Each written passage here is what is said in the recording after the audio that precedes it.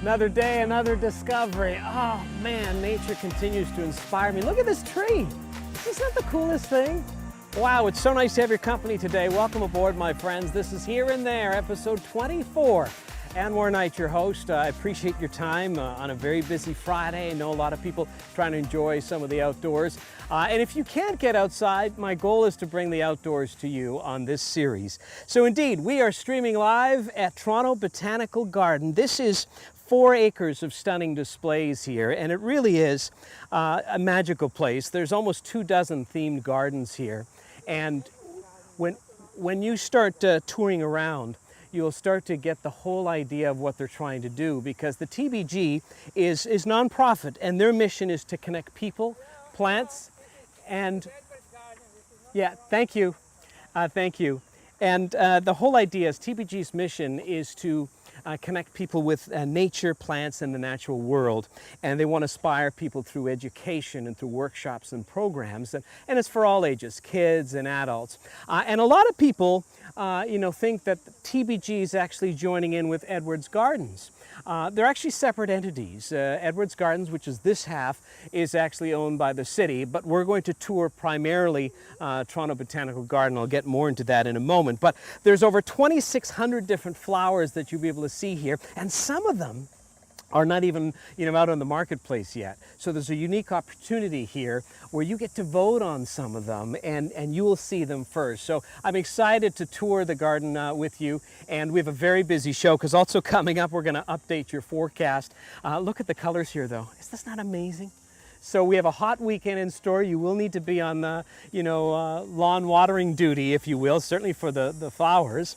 We also have a new AKQ, more on that in a moment, and our nod to nature. Did you know that we have what some people call the Canadian Great Barrier Reef? I'm excited to show you some pictures of this. It's a very cool place out in Western Canada. It's amazing what you find there. But before we get to all of that, last week, we ran out of time, and we were celebrating the dog days of summer, and I wanted to get some more of those pictures on the air. So let's celebrate the dog days of summer. We're going to start up with Carson, and the dog days of summer are extra special for him. He turns 8 this month, and this is from Debbie and Bob Cajun, so it's great to have you guys watching. Also Jackson, this dog loves the summer road trip, barks out shotgun all the time. He also celebrating a birthday. He turned 1. This is from Donna in Newcastle. Gwingo, look at Gwingo. Cindy says her son-in-law was teaching in Sioux Lookout and came out of school one day and found this little pup abandoned in the schoolyard, and has been a part of the family ever since. So Gwingo seems like a fun dog, perfect for the cottage. Thanks, Cindy. Milo is showing his camping face. Once the tent and other gear are loaded up, he knows that a cool outdoor adventure awaits. This dog loves camping, and how cool is that? Thanks, Glasell from Richmond Hill, for that. Molly is our next dog, a golden retriever pup that was a gift from Cindy's daughter. So beautiful, and like mine, Cindy, it's morphed into a golden recliner. My dog loves a good nap, and there's nothing wrong with that. We thank Cindy from Oshawa. And we end the Dog Days of Summer salute with another Molly. Tammy in Oshawa sent this in and says her border collie loves camping, hiking, and anything that includes the family. And I think that's what summer is all about. Now, as we continue to stream live here at Edwards Garden and Toronto Botanical Garden, it is World Mosquito Day. This actually goes back since the 1930s, and is to commemorate Sir Ronald Ross's discovery that mosquitoes transmit the malaria parasite to humans. And, it is a serious side of it, because some consider the mosquito the most deadly animal on Earth, that millions of people are vulnerable to the diseases that they carry. So the AKQ, the Anwar Knight Query today, is: what are your tips and tricks, and how do you keep the mosquitoes at bay? Share your secret. I would love to know. That's the AKQ, and we will begin our tour here as we say hello to so many people. Alan is saying great view. Stephen is joining us. Joanne McKay, Marla, Pearl. Jenny is saying great to see you in the gardens. Kathy, Marilyn, Joanne, all joining us here live. We appreciate it. Edwards Gardens, and as I mentioned, that many people think that they're together. They are separate entities. And historically, Edwards Gardens dates back 200 years. And you can see the EG here, which is kind of cool. So this dates back to the Milne family. They came here from Scotland. They were part of the European settlement. And they had a very successful mill and farm here for over a century, and they called it Springbrook Farm. But it was Rupert Edwards who really put this park on the map. He was a very successful Toronto businessman. He founded the Canada Varnish Limited in Leaside. And he always dreamed of creating a public park. And when he bought this, it was mainly ravines. So he hired a team of gardeners and they worked throughout. And his vision was to create a stunning park, and I think they achieved that. Now, part of his legacy is that he sold it to the city.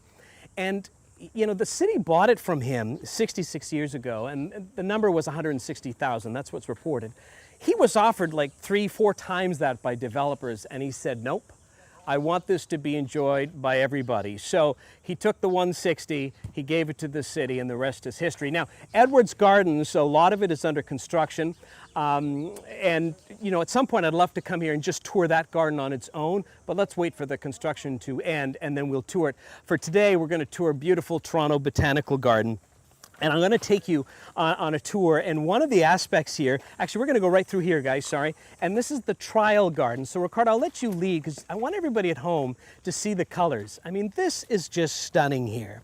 And it is a real special opportunity because I'm sure many of you are aware that when you go to a garden center, the flowers, they go through years of breeding and testing before they end up in your local garden center and ultimately maybe in your own flower bed. But the special opportunity that's happening here where visitors, you know, consumers get to vote. And it's a cool partnership with Bellflora Plant Select One, and they have planted over 65 different varieties, and all are showcased in varying garden displays. And some of that is right here if you're coming near the greenhouse. So Ricardo's just pushing in, and you can see the bee doing his work. And there's so many photographers that come here and try to capture the pollinators here, and with good reason. They're just fascinating to watch. But as you turn around here, you can see some of the gardens, and what I've really loved what they've done here is that they've laid them all out and they've labeled them. So if you want some ideas in your own garden, you can write it down or take a picture, what have you. Look at the salvia there, beautiful stuff. Now, I'm hearing that there's a nice smell on these. Oh yes, very nice. But one of the ones that I wanted to point out is this one right here. You'll recognize, plant lovers will see that it's a dahlia. This is the City Lights Neon Dahlia. This is brand new. It officially doesn't get revealed to the public in terms of garden centers until next year, although some may have it, preliminary versions of it. But this is amazing, the dark foliage with the leaves, the neon double blooms, and again, a magnet for butterflies and birds. And you know, dahlias were originally categorized as a vegetable. Some say it was between the potato and a radish, and it was the tubulars that you would eat. Now, I'm not recommending for a second that you would certainly come here and eat it, but I wouldn't eat any from a garden center because, of course, they have, you know, fertilizers and that sort of thing. It's not made for consumption, but they were categorized as a vegetable many years ago, and to this day, you know, dahlias originated in Central America, and it's the national flower of Mexico, but just beautiful. So you can come around here and you see all the different colors. So this is something new that you may want to check out. They always are updating their gardens, and I just think if you want to spend a couple of hours and connect with nature and be inspired, and that's sort of the mission here at TBG, is to inspire you, to incorporate some of these ideas. Remember we said the little garden with big ideas? To say, hey, I think we can do this at our place. Look here, look at the size of that bumblebee. I think Vern would ride that. You would hop on it with the saddle. That is huge. Oh my goodness, that's beautiful. Lonnie is saying, by the way, great camera work, Ricardo. So you got a fan. Thank you. And Jeanette says, was that a beautiful rose of Sharon? I'm not sure if, it looks like that. It looks like that. Jack is joining us, Faye, Sonia, also Joanne and Helen, all joining us here. Brenda says everything is beautiful, thank you for that. And Catherine adds, thank you for your weekly tours and weather updates. Well, it's our pleasure, and I'm glad that you could join us for today. So you can continue to walk through here and see all the different things. Look at the Coleus here. And again, this is another variety. Just beautiful. You know, we have some of, not this particular type, at home, and they are such an amazing feature to put in a flower pot on your doorstep. It's not a flower in the terms that it has petals, but the color, just amazing stuff here. And again, all part of the trial garden, just beautiful stuff. I can't imagine, you know, if you were to count the number of bees, like literally, there are dozens and dozens of bees here. that alone should maybe be another feature that we'll do, is just focus on pollinators. As we continue here, I want to connect with you. Donna's saying good afternoon, my favorite weather person. Well, that's kind of you, thank you. Shar is joining us. And Faye says, beautiful gardens, always wanted to visit there. Well, that's amazing. And Laura's also saying, nice work, Ricardo, beautiful stuff. We have Catherine joining us, thanking us for the weekly tours. And Bob Barrett is joining us. And as we continue down through here, Steve says, oh, this is interesting, and how, tips and tricks for the mosquitoes. He says he uses a big cigar and a campfire. Yeah, the smoke will keep them away. And some of your friends, the lady says the same thing. So that might be one thing. You'll have to take up a habit. But it's interesting. I've tried so many different things. And I even bought that little, I don't want to plug the product, but it's a little contraption that emits some sort of scent. Something Sal is all I'll say. It never worked. For me, honestly, I'm like a diner to them. And it's like on my arm, it's like table for two over here, party of five behind the ear.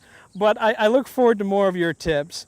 And, Tammy's saying peppermint, citronella, and lavender. I use these in my outdoor surroundings and indoor when going camping. Now, I always thought that the lavender would attract them. I always thought they liked that sweet smell, but Tammy says it works, so that's interesting. Well, that's something we will continue to try for. Now, Gail says, listening and water, water as a spray. So what, do you just spray it in the air? Be a pretty soggy night. I don't know. Okay, so John said if dahlias were planted as a vegetable, which part is edible? It would be sort of the stem, if you will, John. Again, we're not saying that you to come here with a napkin in your hand, okay?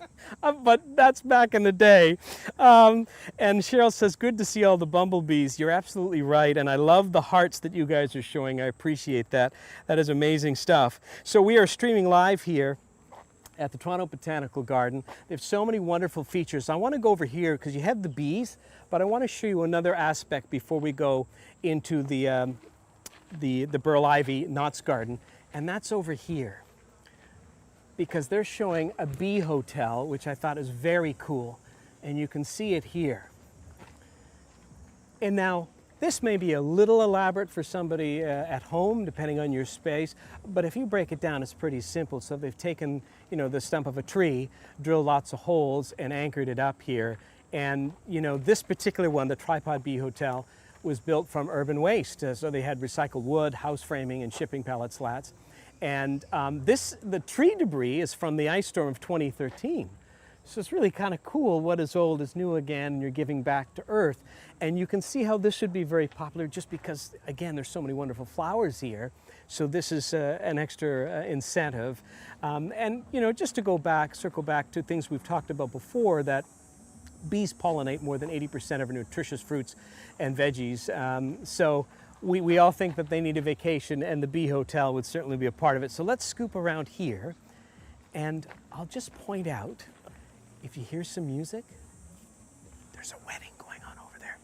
We're going to respect their privacy, they're going to enjoy it, but this is also a venue where you can do some events, and now finally the restrictions are starting to ease a little bit. This might be something that you want to consider as well, but certainly make your way here and come for a tour. And I'll point out, I'll give you some ideas, by the way, you can do some tours. We're going to walk down this way though, and I want to show you the Beverly Ivy Knott Garden. And this is another beautiful spot, but what I love here are the pathways. So wheelchair accessible, stroller accessible. You can come out, and if you want to find like some lawn space, like where we started the show, you can do a picnic as well. But here you can see people are coming down, taking some pictures, of the pollinators. And then as we come down here, this is where you'll see some photographers that come with the big lenses, right? And look at this here. This is just amazing. So this is the Burl Ivy Knott Garden, and it's almost in the center of Toronto Botanical Garden.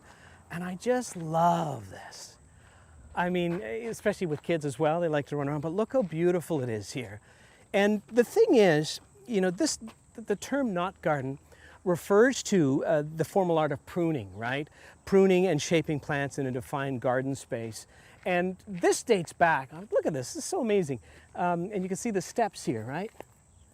So this dates back all the way to the 16th century in Europe. And it was a way for gardeners originally to organize their edible plants. But it was more than that, because it also gave homeowners, certainly more affluent, wealthy people, some sense of control in their lives, because this is something, no matter what was going on in the world, they would be able to manicure or get their gardener to manicure, and they would be able to express themselves. And you know, you can imagine if you were wealthy and you had a home that you went out the terrace and you were able to look at your knot garden. It's that feel-good moment. So it's interesting, there's always stories weaved in. This is not just about, you know, really creating something that's aesthetically pleasing. There's a story, a history behind it, and I'm always fascinated by that.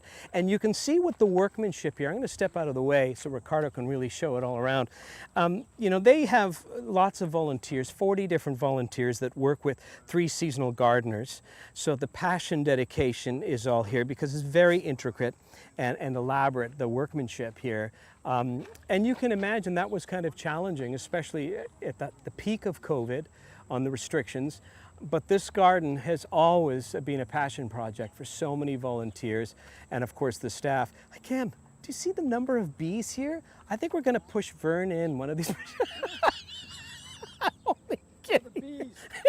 But seriously, there are so many here, and I bet you they wouldn't bite you because you're so sweet.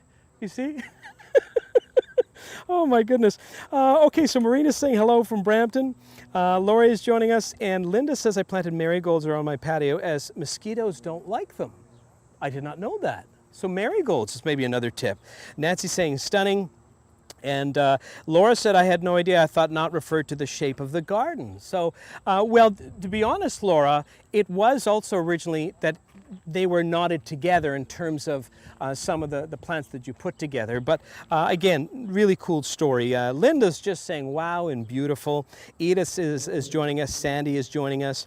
And Linda Clark says nature's beauty, and that's what I love about it. If you are visiting us or visiting TBG, it's at the corner of Lawrence and Leslie. There's a large parking lot here, and again, handicap parking, so you can come up. Now, before we take you to the spiral mound, I want to get to our forecast, and then I'm going to show you a view that climbs 3 meters high. We'll have to be careful because the wedding is going on.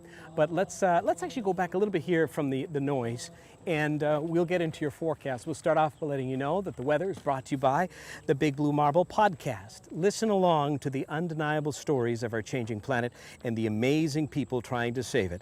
So what we're going to do now, we're going to go quite quickly through here and into the spiral mound. I'm not going to talk too much because they're doing the private event. They've graciously allowed us to go in so we can show you that. But come with me. We'll walk through here. And this is the spiral mound. So I will get you, Ricardo, and I'll follow behind you. We're going to walk up this hill, and it's very, very cool to the left, and we'll climb this up. You know, my kids absolutely love this. It's just a neat little adventure. You literally spiral up, ascending 3 meters above ground on a little, I want to call it a cobblestone path. And you know, the beauty about this is the mound actually demonstrates a solution for steep slope planting, right? So it's a sustainable option. They use different types of grasses overall. They mixed it with soil and they were blown into the mound together, and it's called terrace seeding. So as you continue to climb up here, and Ricardo just gave you a sneak peek, you're getting a really cool view of Toronto Botanical Garden, a 360-degree view, which is really quite something. And this goes back to what I mentioned before, you know, about the wealthy and their knot, you know, the knot garden, when you can look out your window or your terrace, if you will, and you will see, you know, sort of the fruits of your gardener's labor, if you will, on how proud you would feel when you're looking at something as majestic as this. So we're just going to go up a little bit more around the corner as we stream live here at Toronto Botanical Garden. You're watching another edition of Here and There, and I'm Anwar Knight, your host.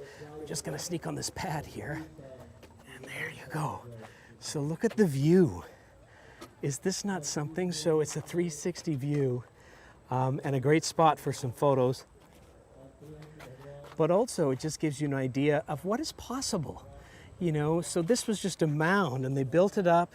And if you look down here a little bit, you'll see some of the grass and some mesh. So they made a usable spot here.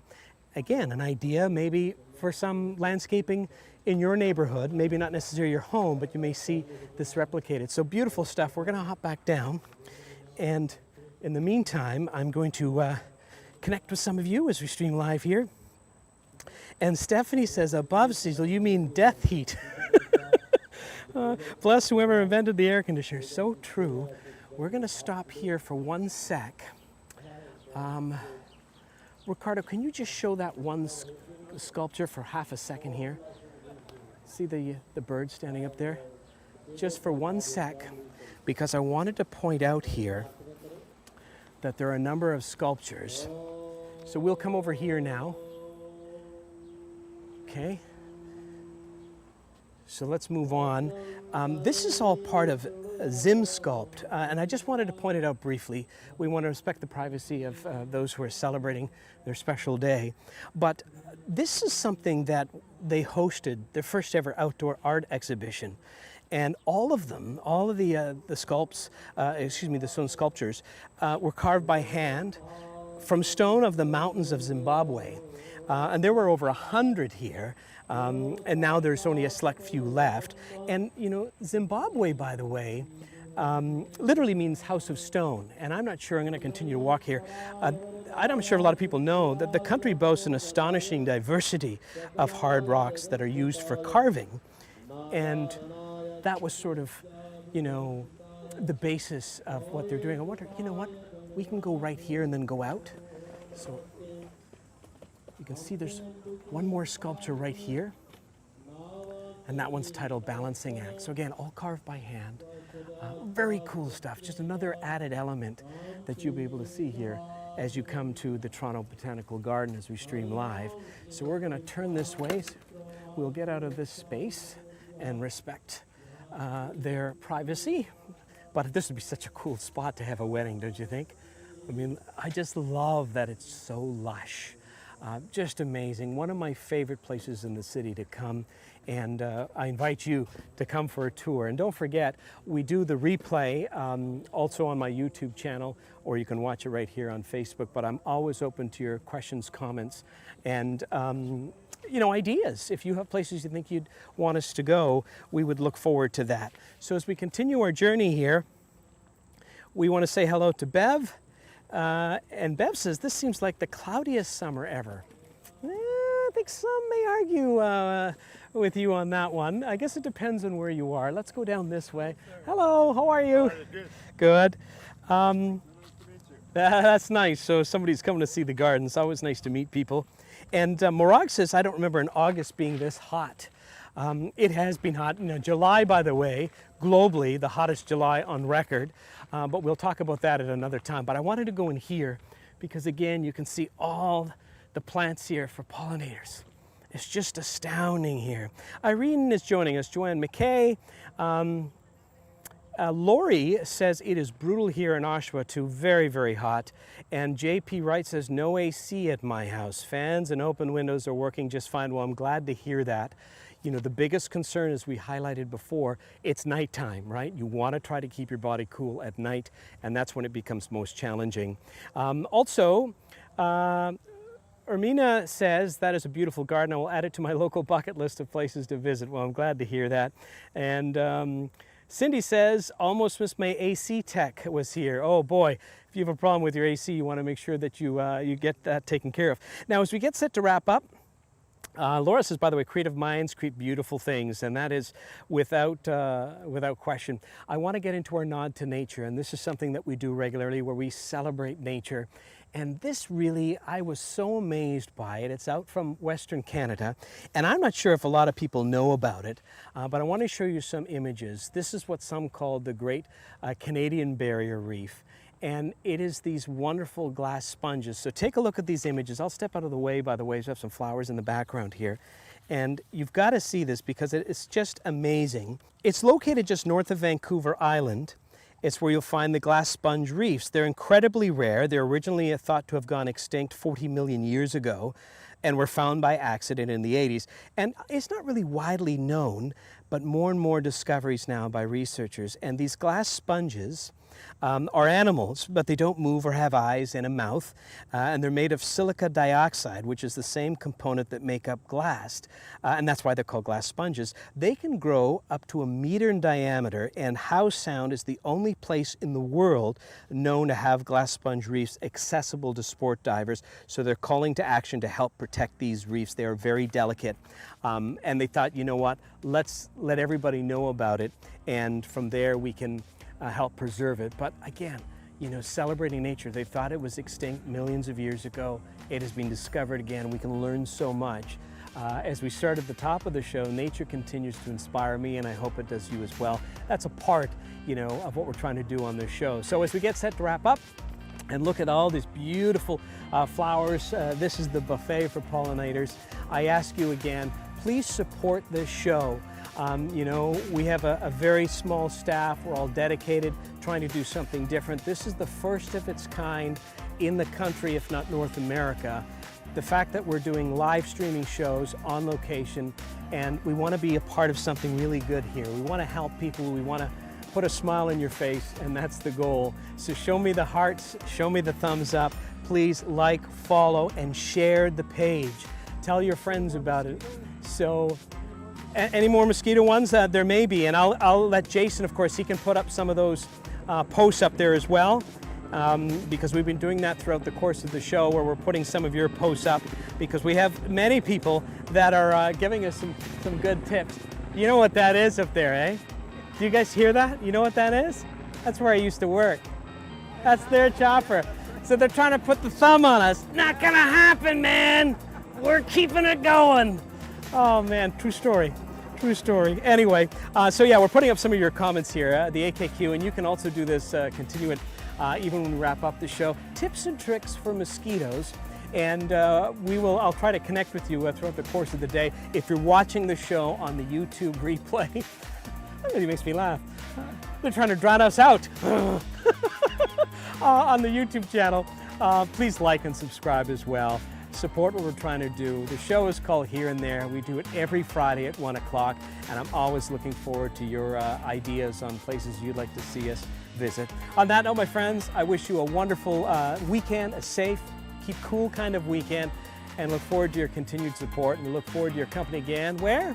Well, as they say, here and there. Take care, everybody.